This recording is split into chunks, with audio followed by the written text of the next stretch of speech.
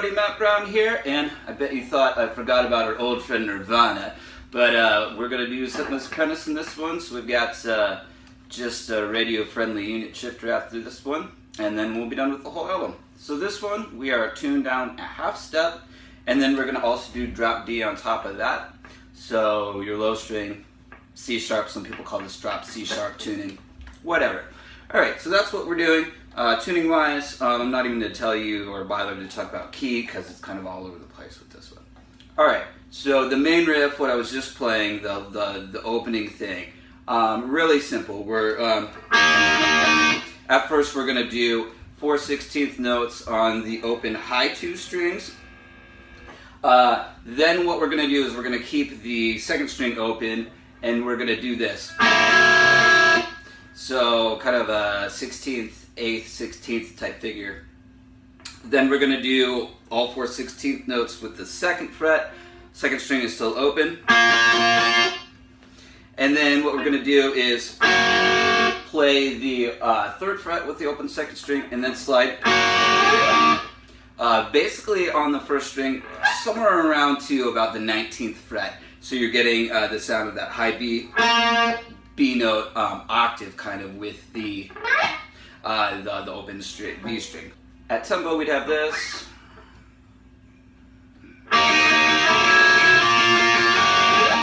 Alright, slowly.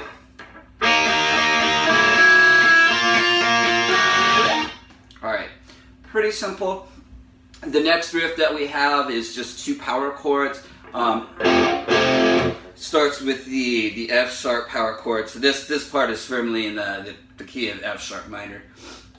So just the F sharp 5, 3 strings in your open D5. So here's it at tempo.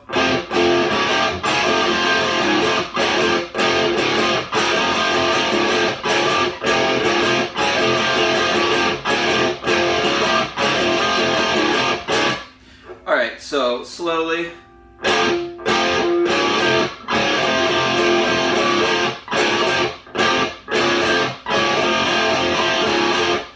And it's the rhythm of the duck, duck, bo buck, fanana, fana, you know, whatever thing that kids did as, you know, a little nursery rhyme thing. And you know, that's the rhythm that the song's based around, and that was actually the working title of this song. Interesting fun fact. Alright, anyway, the verse starts, he's doing this thing on the 8th fret of your 3rd string. So that's what you're doing is you're picking in 16th notes. The first beat or the first 4 attacks, you're just picking the regular note, and then as you go, you're gradually pushing the string roughly, I'd say about a 1/4 step up each attack of the pick, and you want to get to the point where you're hearing the tonic note, the F sharp, as the highest pitch at the end of the measure. So what you have rhythmically, you have all 16th notes, except for beat 4, you have a 16th followed by a dotted 8th. So the rhythm, slowly, like that. So at tempo,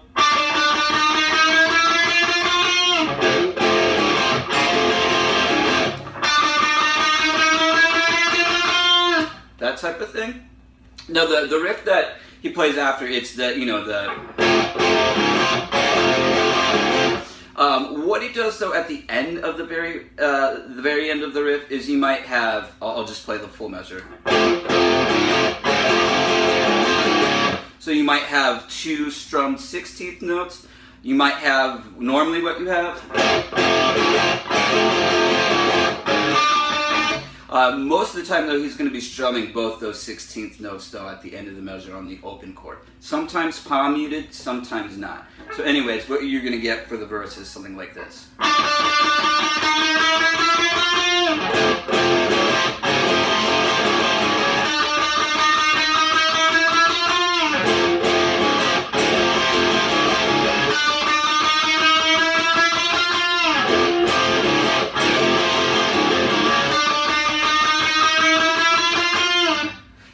That type of deal.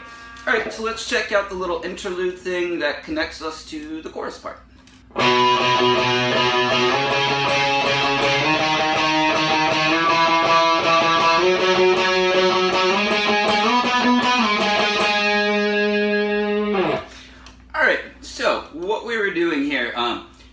you're essentially playing natural notes. So as long as you know the natural notes on your 5th string, you'll be in good shape to play this riff. So we're starting at the 3rd fret, and I just play this all with one finger. So 2 little gallop rhythms. Then we do this. And that becomes kind of the motif that we're going to play for most of this. So we're sliding, then doing picking. That's the rhythm. So we're going to do that from 5 to 7 then. 7 to 8. 8 to 10. Now what we have next is this. So that's 10 to 12. And then 12 to 15. And then we're going to come back from 15 to 12, and that's where the riff ends. So all together.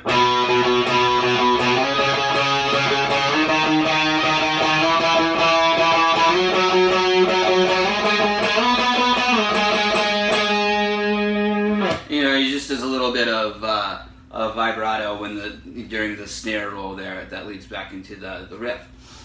So slowly, ready, go.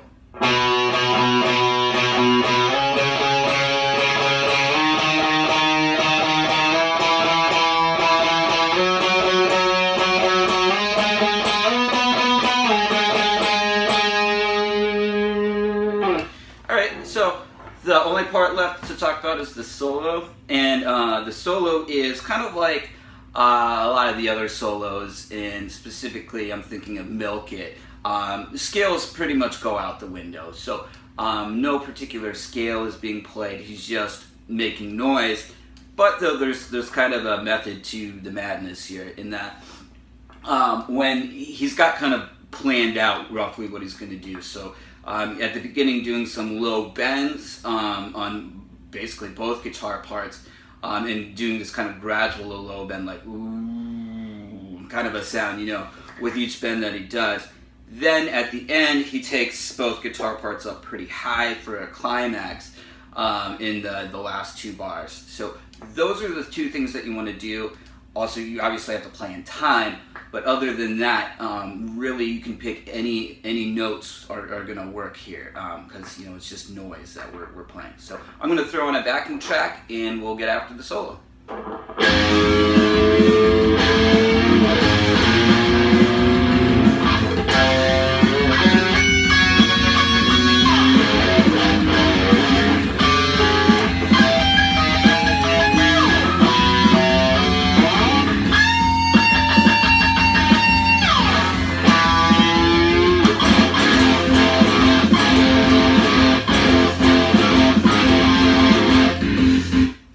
Okay, so yeah, that'll give you a good idea of what you can do. And there are 2 tracks here, both super high amounts of gain, and it sounds like one's got a little chorus and modulation on it to give a little rub against the other track.